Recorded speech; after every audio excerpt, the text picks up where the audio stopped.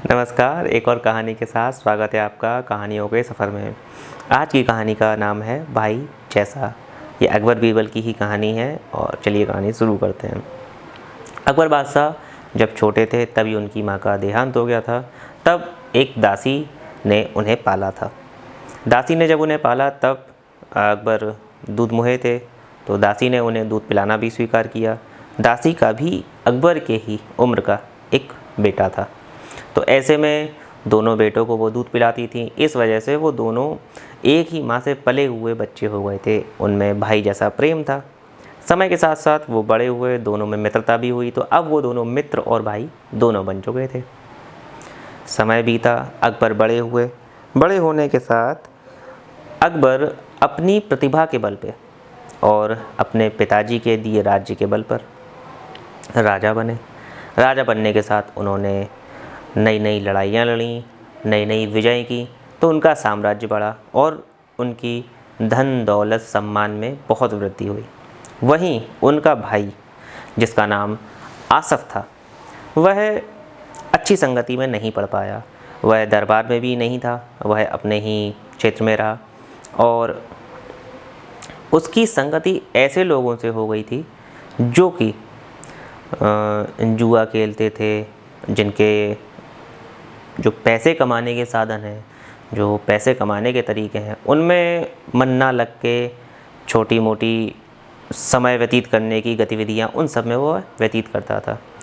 अब आसफ़ की जो जीवन था वो ऐसे ही चल रहा था धीमे धीमे करके।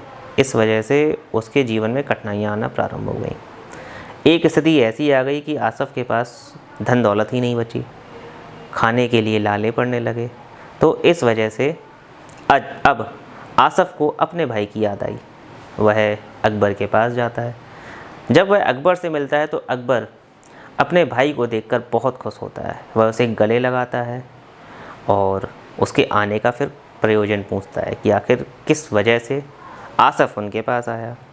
जब आसफ़ उन्हें पूरी बात बताता है तब अकबर को अपने भाई के प्रति जो प्रेम था वह उमड़ के आता है और वह आसफ़ से कहते हैं कि ठीक है, मैं तुम्हें दरबार में एक पद दे रहा हूँ, तुम उस पद पर कार्य करो। आसफ़ को रहने के लिए महल का एक हिस्सा दिया जाता है, नौकर चाकर मिलते हैं, एक घोड़ा गाड़ी भी मिलती है। आसफ़ इन सब चीज़ों को पाकर बहुत प्रसन्न हुआ।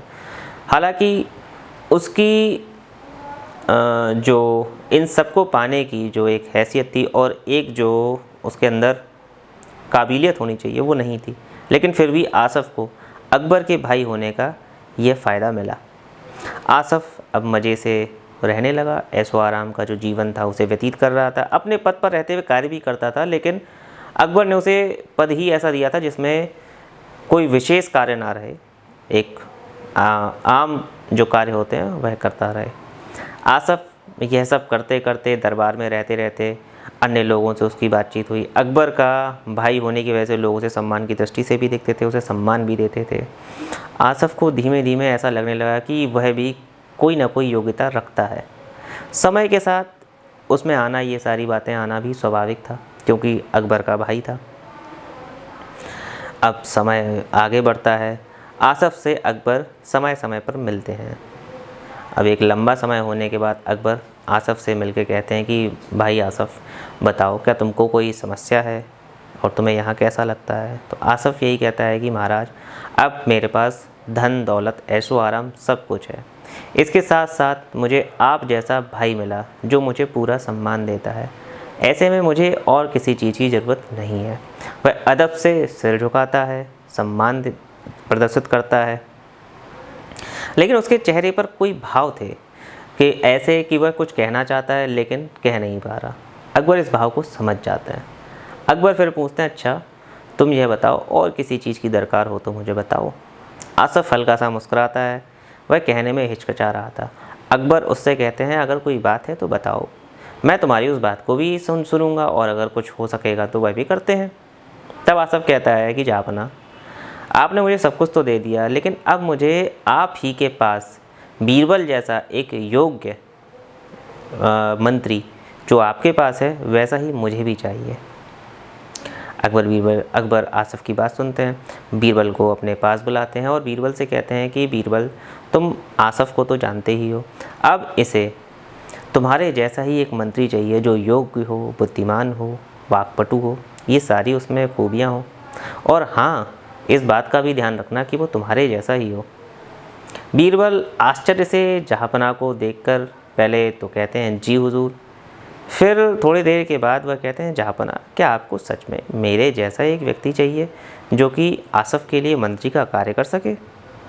अकबर कहते हैं हाँ बीरबल, मुझे ऐसा ही व्यक्ति चाहिए, और उसमें कुछ खूबियाँ भी होनी चाहिए कि वह मृदुभाषी हो और मितभाषी भी हो, वह नाप तोल कर शब्दों का प्रयोग करे जिससे आसिफ ज़्यादा बातचीत भी ना कर सके और उसकी समस्याएं अगर कोई हो तो वह हल भी कर सके। अब बीरबल कहते हैं ठीक है जहाँपना, मैं अपने भाई के समान ऐसे व्यक्ति को आपके पास लेकर आता हूँ। बीरबल जाते हैं, लेकिन बीरबल को यह पता था कि अकबर जिसे इतना तवज्जो दे रहे हैं वो वास्तविकता में काबिलियत नहीं रखता है।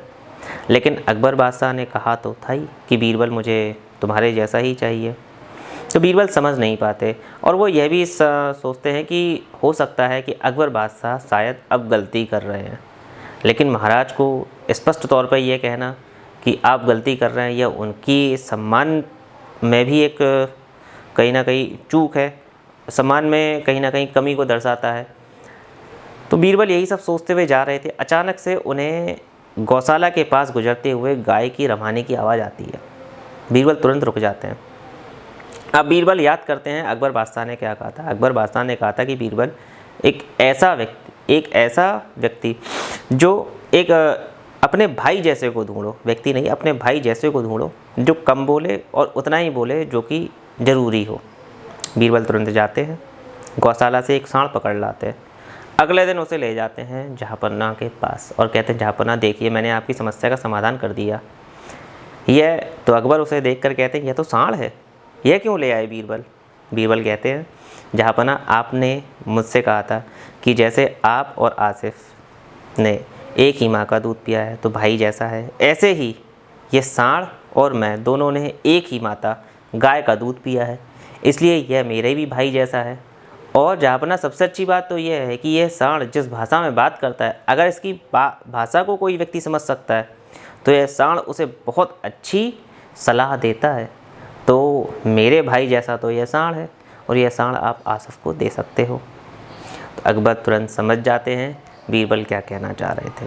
बीरबल का यह कहना था कि जैसे अकबर बादशाह आपके समान कोई और बादशाह नहीं है, वैसे ही बीरबल के समान कोई और मंत्री नहीं हो सकता। वे दोनों ही अपने आप में एक थे और उनसे बेहतर कोई था नहीं। अकबर इस बात को समझते हैं, अकबर मुस्कुरा जाते हैं और फिर वह अपनी बात को वापस ले लेते हैं और फिर आसिफ को मंत्री जिसकी ज़रूरत थी वह उसे नहीं देते। तो यह कहानी तो यहीं तक, लेकिन इस कहानी में यह दिखता है कि बीरबल अपनी चतुराई से किस तरह से समस्याओं का हल आसानी से कर लेते हैं। तो यह कहानी तो यहीं तक। आपको कहानी कैसी लगी हमें कमेंट करके ज़रूर बताइएगा। वीडियो पसंद आया हो तो लाइक कीजिएगा। धन्यवाद।